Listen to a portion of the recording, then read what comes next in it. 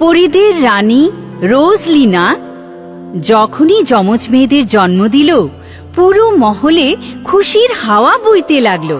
পরীরা নৃত্য করতে থাকে। জাদুকরী রিহানা এই খবরটা জানতে পেরে যায়। আহা! এই খুশি না আর কিছুদিনের জন্যই থাকবে, তারপর আমি রানী পরীর কাছ থেকে গুনে গুনে বদলা নেব। তারপরে এরপর একটা এমন সময় আসবে যে পরীলোকে আমার রাজত্ব চলবে।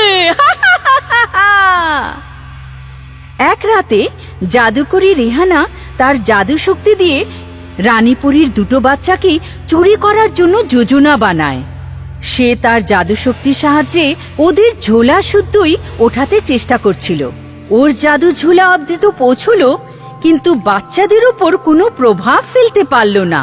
বাচ্চা দুটোর চারিদিকে রানীপুরীর দ্বারা নির্মিত একটা জাদুই সুরক্ষা চক্র ছিল, যেটা ভেদ করা সহজ ছিল না। আহ, এটা কি করে হতে পারে? আমার জাদু সফল হচ্ছে না। রানী পরী বেশি চালাক হয়ে গেছে না? আমিও হার মারার মহিলা নই, আমি আবার যাব।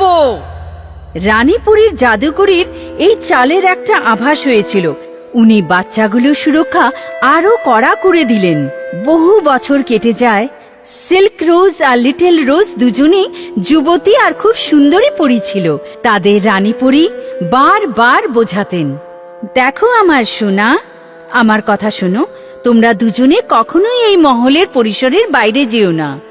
পরিসরের বাইরে তোমাদের সুরক্ষার বিঘ্ন হতে পারে। রানী মা, আমাদের সাথে কার শত্রুতা থাকতে পারে? সোনারা, শত্রুতা তোমাদের সাথে নয়, আমার সাথে আছে। দুষ্টু জাদুকরী রেহানা তোমাদের দুজনকে অপহরণ করে নিতে পারে। একদিন লিটল রোজ সিল্ক রোজের কাছে মহল থেকে বাইরে যাবার ইচ্ছে জানায়।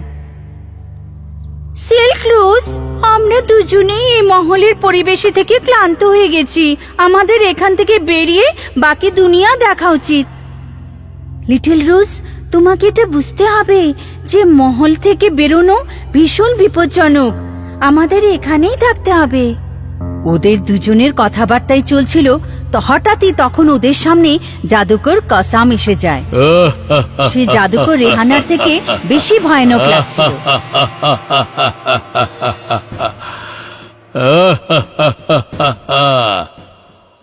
রানী পরীর দুই মিষ্টি বাচ্চারা, তোমরা দুনিয়া দেখতে চাও? চলো, আমি তোমাদের দুনিয়া ঘুরে দেখাবো। তুমি কে?